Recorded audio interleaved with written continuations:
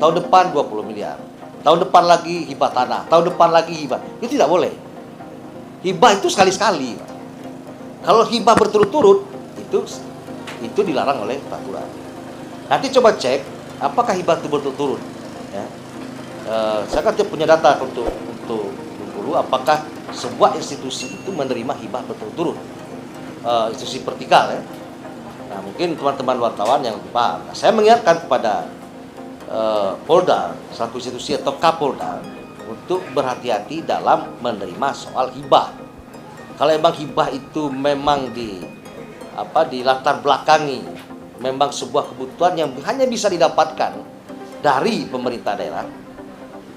Bisa tadi sekatakan bahwa ada daerah pemekaran, kemudian syarat untuk bentuk kabupaten adalah hibah tanah ibu kota dan sebagainya.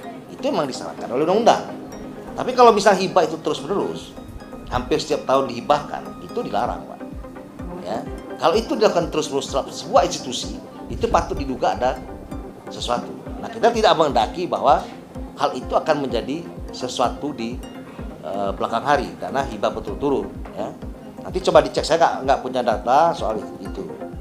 Nah, betul tadi bahwa ada institusi atau vertikal lain yang juga membutuhkan perhatian dari pemerintah daerah. Kantornya di mana saya juga nggak paham juga di mana. Tapi Bawaslu itu adalah diatur dalam konstitusi. Ya, KPU itu disebutkan dalam konstitusi bahwa pemilu itu dilaksanakan oleh sebuah komisi pemilihan umum, ada dalam konstitusi. Artinya pengawasan dalam pemilu mungkin untuk menyiapkan diri sendiri, itulah peran dari daerah, karena pemilu itu ada rejim pemilu, ada rejim pilkada yang dua-duanya anggarannya berbeda. Saya setuju. Oleh karena itu tadi saya ingatkan bahwa jangan terburu-buru menerima hibah. Kalau saya dengar isunya ya, maka dalam hal ini kita cek and recheck. Jangan sampai seperti Akiditio membawa 2 triliun menghibahkan untuk dana COVID. Maka Kapolda yang gembira dan Kapolda juga nggak salah. Karena tidak mungkin orang berani menghibahkan kepada Kapolda berhadapan 2T, ya Kapoldanya kemudian tidak atau lupa untuk mengecek kembali kepada dana hibah ini. Yang ternyata itu adalah hoax. Nah, mengakibatkan bahwa itu menjadi copotnya jabatan Pak Kapolda. Nah, itu yang kita ingatkan. Jangan sampai terjadi, jangan sampai terjadi kalau kemarin Akiditio dicurigai adanya money laundry atau pencucian uang, jangan sampai juga hibah yang saya belum tahu apa hibahnya, dan jadi modus hibah itulah cuci kasus. Ya, kasus dicuci, kemudian bilang kasus tidak ada lagi di sebuah pemerintahan, kemudian diserahkan kepada Polda. Akhirnya Polda lah yang harus menyelesaikan kasus itu. Dicuci kasus bukan dalam bentuk uang. Saya pikir itu. Nah, itu nanti teman-teman media yang lebih paham tentang soal datanya berapa banyak. Tapi kalau misalnya itu tidak terjadi, itu akan jadi lebih baik. Ya, mungkin lebih baik kalau itu di fasilitas pendidikan di provinsi ini misalnya, daripada menghibahkan kepada sebuah institusi yang sebenarnya mungkin tidak terlalu membutuhkan, tapi karena dihibahkan ya mereka terima, kira-kira begitu ya. Jadi kalau memang ada hal-hal yang memang penting yang hanya bisa dilakukan dengan hibah, tidak ada lahan misalnya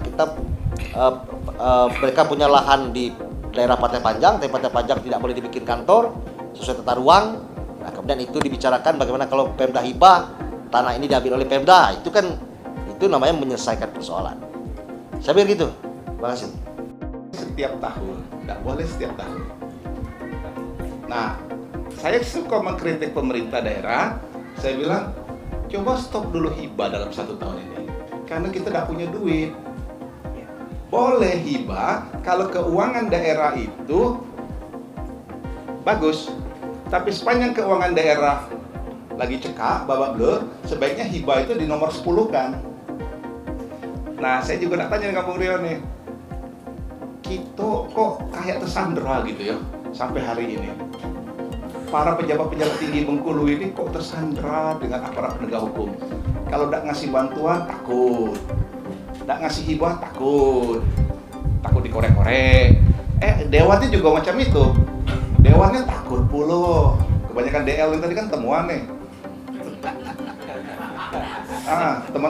Teman-teman teriak, itu DL 30% terus.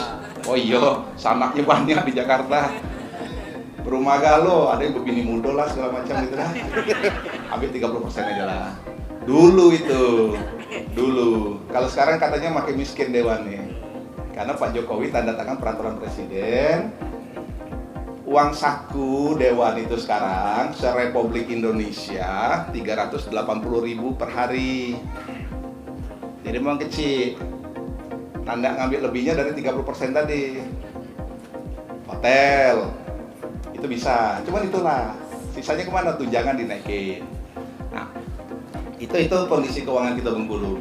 Jadi yang saya juga perdalam lagi dengan Bung Rio itu tadi, kalau aparat penegak hukum dia udah tahu Bengkulu ini daerah miskin, dia udah tahu kita tidak punya duit, masih terus minta hibah. Nah itu macam mana tuh? Terima kasih sebelumnya.